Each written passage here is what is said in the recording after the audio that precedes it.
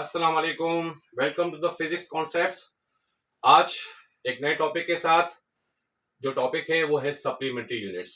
इससे पहले हमने फिजिकल क्वांटिटीज की बात की थी, जो हमने वीडियो बनाया था। इस फिजिकल क्वांटिटीज में हमने बेस क्वांटिटीज और ड्राइव क्वांटिटीज की बात की, इसको अच्छी तरह से हमने अंडरस्टैंड किया। और उसके बाद उस बेस क्वांटिटीज के जो यूनिट्स होते हैं, इंटरनेशनल सिस्टम ऑफ इसके यूनिट्स जो होते हैं, या ड्राइव क्वांटिटी के इंटरनेशनल सिस्टम ऑफ में जो यूनिट्स होते हैं, इसको हमने अच्छी तरह से अंडरस्टैंड कर लिया है। तो वहां पे उस वीडियो पे मैंने एक और कैटेगरी की भी बात की थी, जिसका नाम था सप्लीमेंट्री यूनिट्स।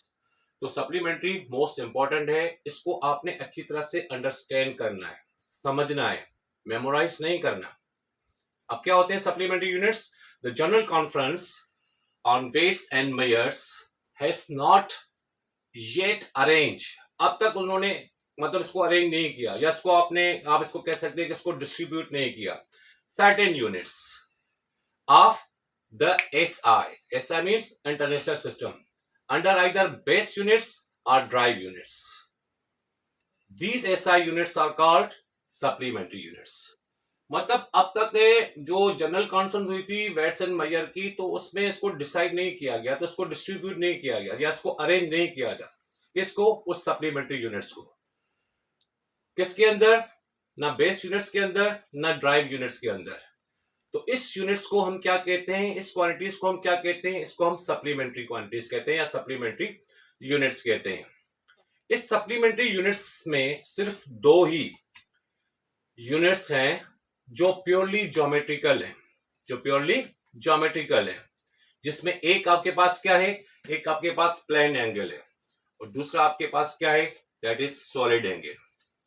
अब प्लेन एंगल और सॉलिड एंगल क्या है, इसके एसआई यूनिट्स क्या होते हैं? चलते हैं टॉपिक की तरफ, और उसको अच्छी तरह से हम अंडरस्टैंड कर लेते हैं, अच्छी तरह से इसको हम समझ लेते हैं, ताकि हमें इस चीज को मेमोराइज करना ना पड़े। आपने इस कॉन्सेप्ट को, इसकी बिहाइंड एक कॉन्सेप्ट है, उस कॉन्सेप्ट को आपने इसको अंडरस्टैंड करना है, ना कि इसको आपने मेमोराइज करना है। तो चलते हैं टॉपिक की तरफ। हम बात करते हैं प्लेन एंगल और सॉलिड एंगल की। तो प्लेन एंगल का जो एसआई यूनिट होता है उसको हम कहते हैं रेडियन, जबकि सॉलिड एंगल का जो एसआई यूनिट है उसको हम कहते हैं स्टेडियन। अब बात करते हैं कि रेडियन क्या होता है और स्टेडियन क्या होता है। सबसे पहले रेडियन के बारे में जानते हैं। तो रेडियन क्या है? The radian is the plane angle. Radian क्या है? एक प्लेन एंगल है। किसके दरमियान? बिटवीन टू रेडिया है। अब आप ये देखें कि ये हमारे पास क्या है? ये एक सर्कल है, और ये सर्कल जो होता है वो 2 डायमेंशन में होता है। सर्कल किस में होता है? 2 डायमेंशन में होता है। तो यहाँ पे एक सर्कल है।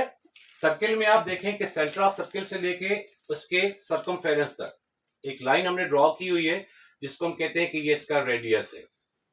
अब रेडियस से लेके जो इनिशियल पॉइंट होगी रेडियस की, उससे लेके अब एक डिस्टेंस यहां पे कवर होगा। किसके ऊपर? उसके सर्कमफेरेंस के ऊपर। वो जो डिस्टेंस होगा, वो डिस्टेंस किसके बराबर होगा? जितना उसका रेडियस होगा उतना ही वो डिस्टेंस कवर करेगा। अब उस डिस्टेंस जो सर्कमफेरेंस पे होगा, जहां पे हम उसको कट ऑफ करेंगे, कट ऑफ किसमें करेंगे? 2 रेडिया में इसको कट ऑफ करेंगे। अब वो क्या बन गया? जो जितना डिस्टेंस था उसका रेडियस का, वो क्या बन गया? वो आपके पास एक आर्क बन गया। अब क्या कहते हैं? The radian is the angle between the 2 radio of a circle which is cut off on the circumference and arc. वो जो कट ऑफ हो गया वो सर्कमफेरेंस पे, तो वो क्या बन गया? जो एक कर्व सा लाइन आपके पास आ गई, एक डिस्टेंस हो गया, या जितना रेडियस के बराबर का जितना हो गया, तो उसको हम क्या कहेंगे? उसको हम आर्क कहेंगे। Equal in the length of the radius. वो आर्क जो होगा वो इक्वल होगा किसकी लेंथ के? रेडियस की लेंथ के बराबर होगा। आर दूसरे लफ्जों में इसको अगर हम कहें, it is the ratio between the arc of the circle and the radius of the circle. अब जो बीच में एक एंगल यहां पे आपको नजर आ रही है, ये जो एंगल यहां पे सबटेंडेड हो गई eight the centre of circle, इसको हम थीटा से रिप्रेजेंट करते हैं। इस थीटा का जो यूनिट होगा वो क्या होगा? वो रेडियन होगा। अब थीटा क्या हो गया? रेडियन हो गया। तो इस एंगल के हिसाब से जो रेशियो आपके पास बन गया, दैट इज सरकमफेरेंस के हिसाब से जो हमने आर्क बनाई थी, आर्क मतलब आर्क वाला distance divided by radius of the circle, तो S upon R, theta is equal to S upon R, ये क्या हो गया, ये रेशियो हो गया किसके दरमियान, between the arc and radius. अगर इसके हिसाब से अगर हम देखें तो वहां पे एस जो है वो भी एक लेंथ है, और लेंथ को हम किस चीज में मेजर करते हैं, उसको हम मीटर्स में मेजर करते हैं। इसी हिसाब से जो आर है वो रेडियस है, तो रेडियस को भी हम किस चीज में मेजर करते हैं, उसको भी हम मीटर्स में मेजर करते हैं। तो रेशियो में ऊपर भी मीटर आ गया, नीचे भी मीटर आ गया, तो मीटर मीटर तो कैंसिल हो जाएगा। तो अगर मीटर मीटर कैंसिल हो जाएगा तो उसके बाद तो हम देखें तो इसका तो कोई यूनिट ही नहीं है। ये जो क्वांटिटी है, ये जो प्लेन एंगल है, ये डायमेंशनल लेस है, डायमेंशन लेस है, लेकिन इसका एक यूनिट है। हालांकि ये मीटर मीटर कैंसिल हो रहा है, लेकिन उसके बावजूद भी इसका यूनिट है।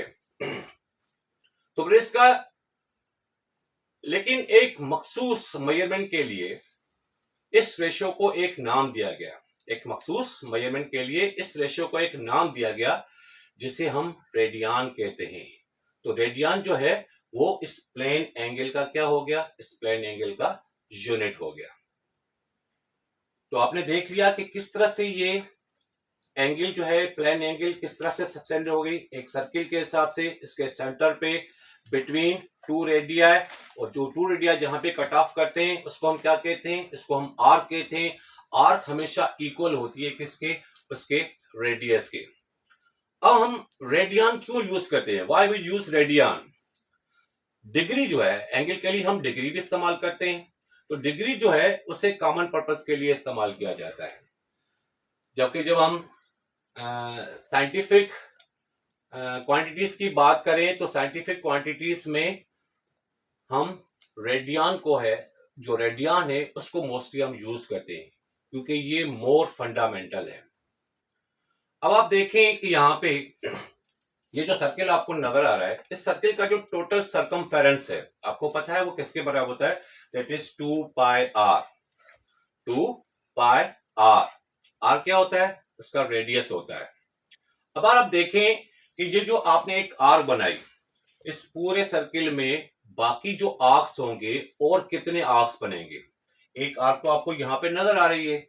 अब उसके बाद पूरा सर्किल है, इसका पूरा सरकमफेरेंस है, तो उस हिसाब से हम देखें कि इसमें नंबर ऑफ आर्क्स जो होंगी वो कितनी बनेगी। अब आपके लिए एक क्वेश्चन है, the number of arcs is equal to question mark. अब आप मुझे बताएं कि अगर ये एक आर्क है जो पहले आपने देखा, जो एक आर्क बनी थी, उसके बाद टोटल इस सरकमफेरेंस के अंदर, इस सर्किल के अंदर टोटल कितने आर्क्स बनेंगी। चलें देखते हैं। तो नंबर ऑफ आर्क्स यहां पे क्या हो गई, number of arcs is equal to R तो हो गया एक आर्क वाला। अब बाकी क्या बचेगा, 2 पाई बचेगा। तो number of arc is equal to 2 pi. 2 एक नंबर है और पाई का एक कांस्टेंट वैल्यू है। 22/7 और 3.14। तो 22/7 या 3.14 को अगर आप 2 के साथ मल्टीप्लाई करेंगे आपके पास रिजल्ट क्या आ जाएगा, 6.23283 आर्क्स। मतलब एक पूरे सर्किल के अंदर, इसके पूरे सरकमफेरेंस के अंदर आपके पास कितने आर्क्स बन रहे हैं, 6.283 आर्क्स बन रहे हैं। इसी हिसाब से अगर हम देखें कि वन रोटेशन जो होती है, वन फुल रोटेशन जो होती है, वो वन फुल रोटेशन किसके बराबर होगी, 2 पाई रेडियंस के बराबर होगी। वन फुल रोटेशन क्या होगी, 2 पाई रेडियंस के बराबर होगी। तो 2 pi radian is equal to, अगर डिग्री के हिसाब से देखें कि सर्कल का जो पूरा सरकमफेरेंस होता है वो 360 डिग्री के बराबर होता है। वो क्या होती है, वो फुल रोटेशन होती है। That is 2 pi radian is equal to 360 degree, जिसको हम कहते हैं फुल रोटेशन। अगर दोनों को 2 के साथ डिवाइड किया जाए, साइड पे भी उस साइड पे भी, तो वहां पे आपके पास क्या बचेगा, यहाँ पे बचेगा पाई रेडियन। वहां पे 360 को 2 के साथ डिवाइड करेंगे तो बाकी कितना बचेगा, 180 डिग्री बचेगी। तो 180 pi radian is equal to 180 degree. तो 180 डिग्री क्या होती है, एक स्ट्रेट लाइन होती है, एंगल के हिसाब से एक स्ट्रेट लाइन होती है। फर्दर अगर हम इसको 2 से और डिवाइड करें तो ये हो जाएगा pi by 2। Pi by 2 radians किसके बराबर होगा, 180 को डिवाइड करेंगे 2 के साथ, तो ये आपके पास 90 डिग्री का। तो 90 डिग्री क्या हो गई, ये आपके पास राइट एंगल हो गई। इसी हिसाब से अगर हम 1 रेडियन की बात करें तो 1 रेडियन किसके बराबर होगा? 57.297 डिग्री के। तो ये कॉन्सेप्ट था इसका प्लेन एंगल का, जिसका एसआई यूनिट क्या होता है? रेडियन होता है। तो 1 radian is equal to 57.297 degree के बराबर होता है। अब अगर हम बात करें 1 रेडियन की, तो 1 रेडियन क्या होता है? अगर इसका रेडियस 1 मीटर और इसका जो आर्क होता है वो भी अगर 1 मीटर के बराबर हो, तो 1 metre upon 1 metre is equal to 1 radian के बराबर होगा। इसी हिसाब से जैसे जैसे आर्क बढ़ती जाएगी, इस हिसाब से उसकी एंगल जो है वो चेंज होती जाएगी। इस फिगर में आप देखें कि हर एक आर्क के ऊपर 1 रेडियन के ऊपर या 2 रेडियन के ऊपर या 3 रेडियंस के ऊपर आप देखें कि इसकी एंगल जो है वो आगे जो है वो बढ़ती जाएगी। इस तरह से होगा। अब हम बात करते हैं सॉलिड एंगल की। अब सॉलिड एंगल क्या है और इसका एसआई यूनिट क्या है? सॉलिड एंगल का जो एसआई यूनिट है वो है स्टेडियन। अब स्टेडियन क्या होता है, किस तरह से हम इसको डिफाइन करेंगे? The steradian is the solid angle. अब वो जो सॉलिड एंगल होगी वो किस में होगी? एक स्फीयर में होगी। अब जो स्फीयर होता है या कोई बॉल होता है तो वो क्या होता है? वो 3 डायमेंशनल होता है। अब उस हिसाब से जो इसकी एंगल सबटेंडेड होगी eight the centre of circle, वो एंगल क्या होगी? वो 3D एंगल होगी, वो 3 डायमेंशनल में होगी। तो यहाँ पे 3 डायमेंशनल के हिसाब से angle subtended at the centre of a sphere by an area of its surface. अब वो जो एंगल आप देखें यहाँ पे जो आपको नजर आ रही है, तो एंगल कहां पे सस्पेंड हो रही है? इसके सेंटर पे सस्पेंड हो रही है। इस हिसाब से आगे वाला हिस्सा इसका देखें तो वो क्या है? वो इसका एक एरिया, वो सरफेस एरिया है। अब by an area of its surface equal to the square of the radius of the sphere. ये रेडियस 1 और ये रेडियस 2, तो ये इसका प्रोडक्ट है। तो स्क्वायर ऑफ द रेडियस हो गया किसके साथ? एरिया के साथ। तो एरिया डिवाइडेड बाय रेशियो में क्या होगा? ये इसके रेडियस का स्क्वायर होगा। इसका जो शेप होता है, इस एंगल का जो शेप होता है वो जस्ट लाइक आपने कोन देखी होगी आइसक्रीम की। तो आइसक्रीम की कोन के हिसाब से क्या होता है? इस तरह से एक नीचे से एंगल इसके सेंटर के हिसाब से नीचे के हिसाब से होती है। ऊपर वाला जो हिस्सा होता है वो क्या होता है? वो सरफेस एरिया होता है। अगर हम वाटरमेलन को देखें, तरबूज को आप देखें, तो उसका जो पीस निकाल के वो देखते हैं, चेक करते हैं, तो जब वो उसका पीस हम निकालते हैं तो बाहर वाला हिस्सा क्या होता है? वो उसकी एरिया होती है, वो उसकी सरफेस एरिया होती है। और जाके वो कहां पे जाके सस्पेंड होता है? Eight the centre of the sphere के हिसाब से सस्पेंड होता है। अब इस हिसाब से हम देखें तो ये एंगल जो होगी वो क्या होगी? वो 3 डायमेंशनल लेंगी, क्योंकि वहां पे स्फीयर जो है वो 3D है, 3 डायमेंशनल होता है। इस सॉलिड एंगल को हम ओमेगा से डिनोट करते हैं। ये जो सेंटर में इसकी एंगल बन रही है इसको हम किस चीज से नोट करेंगे? इसको हम ओमेगा से डिनोट करते हैं। तो यहाँ पे ओमेगा का क्या बन गया? एक रेशियो बन गया। रेशियो किसके दरमियान हो गया? Area of the sphere and sphere का जो एंगल हो गई उसका एरिया, उसके बाद डिवाइड में क्या होगा?